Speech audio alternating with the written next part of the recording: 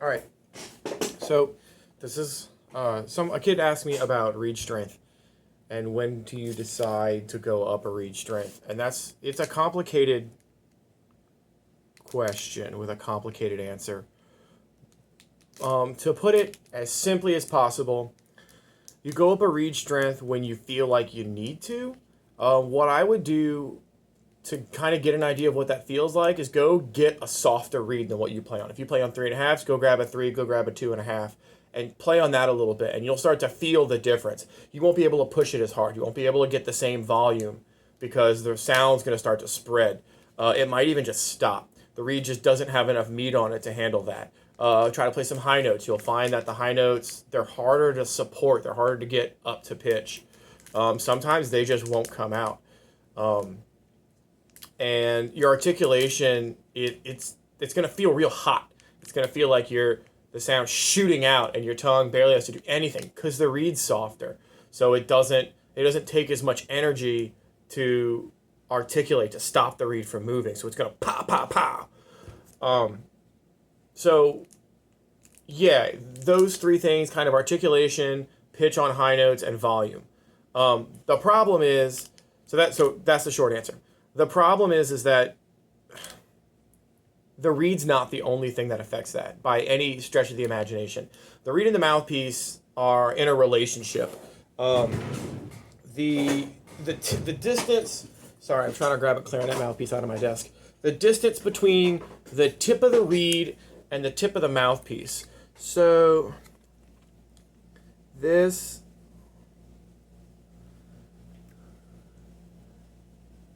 that distance right there, and generally the inside shape of the mouthpiece, but mainly that distance affects those three things a lot: your articulation and your volume mainly. The more open a mouthpiece, the bigger gap between the tip of the mouthpiece and the tip of the reed, more air is allowed in, which means your air is going to be less efficient, right? You're shooting in a bunch of air, and so you're going to have to use a lot of that air to vibrate the reed because there's not as small of a gap anymore. So bigger gap means more air. So usually you can sort of counteract that by using a softer reed. If I need to play really loud, I'm going to go grab like Van Doren makes a 5JB, which is this big old jazz mouthpiece. I play in this old Charles Bay mouthpiece, which is like a medium open. It's real big and real loud.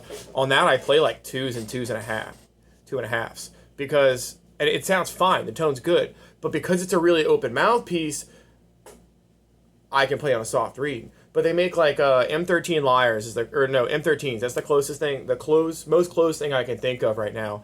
And it's a Van Doren mouthpiece, and those bad boys are closed. A lot of band directors give them to kids because they help them play high notes because it makes up for other problems that they have. Those mouthpieces, you can play hard reeds. When I went into college, I think I was playing on an M13 Lyre, which is a tiny bit more open than that. And I was playing on like 4s and maybe even 4.5 sometimes, depending on the brand. And that was okay. And then I switched mouthpieces. I got something a little more open. And so I had to step down with reeds. Stepping down on like bigger reeds is not bigger brain, so to speak. You're not cool because you play strong reeds. I used to think that. I used to be that guy. Like, I play on strength 5. It's basically a popsicle stick. The whole thing is stupid. Play whatever makes you sound good. No one's a champion for playing on hard reeds. So it's really about the mouthpiece. If you're playing a relatively open mouthpiece, 3.5s are fine. I play a Janusa, the GE Star, I think, and there's numbers that go along with tip openings. I think mine's a 109-ish, something like that. And I play on 3.5s, and I will probably forever play on 3.5s. I don't ever see myself changing reeds. I play on Diodario 3.5s, which are even softer than like your traditional blue 3.5s. And I mean, I think I sound good, If I go on a more open mouthpiece, I'm going to play a softer reed. If I go on a more closed mouthpiece, I'm going to play a harder reed. Because reasons. So, yeah, don't feel like you have to move up in reeds. A lot of times when we grow up in junior high, we're like, all right, we start on 2s, we go into 2.5s, we go to 3s, we go to 3.5s. Wow, we're really big shots. You don't have to go past that. A lot of real professionals who play in famous orchestras all over the world play on 3.5s. And that's fine. Some of them can play on 3s, I'm sure. If your mouthpiece is more open, there's a good reason for everything. right? If you're playing on a 2 in a famous symphony, there might be a good reason for that. Maybe you have a really open mouthpiece.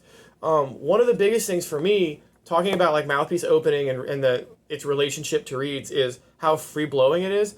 I like when I play, I want it to feel like I can just breathe out.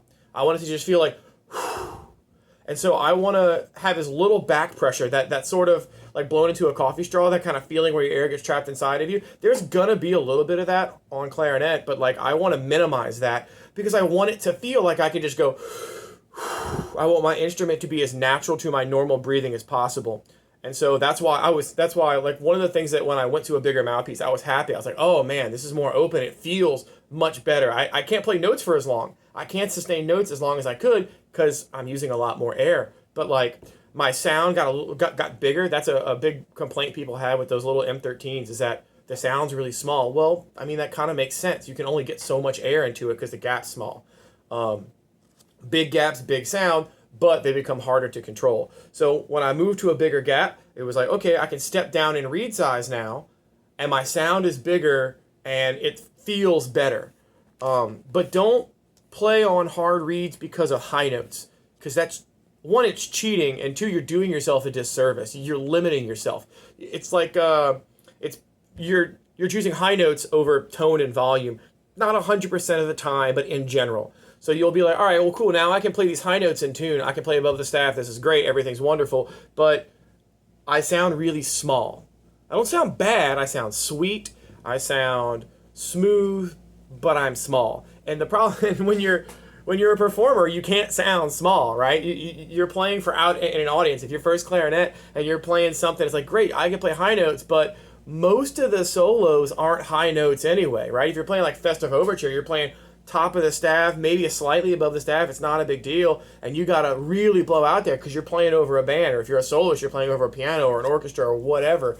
So don't trade volume for high notes. Learn how to play high notes well. Get your tongue up in the right spot. Make sure you're focused, centered, not biting, all that kind of stuff. So don't think like, oh, well, I'm playing high notes now, so I have to have a harder reed. That's not true. Like, you can do it without that. Now, your mouthpiece in general is going to have problems with that, right? Small mouthpiece, hard reed-ish. Big mouthpiece, soft reed, middle, right? So middle being like 3s and 3.5s, soft reeds, 2s and 2.5s with a big mouthpiece, and then hard reeds, 4, 4.5, 5. I don't even know if anybody makes 5s anymore. 4 and 4.5s with a small mouthpiece. An example of a medium kind of open mouthpiece is a Van Doren M30. And you can look up the measurements for all of these online. A small mouthpiece would be an M13. A big mouthpiece is like their 5JB, like that. I think that's the biggest mouthpiece that they make. So, yeah, hope this helps.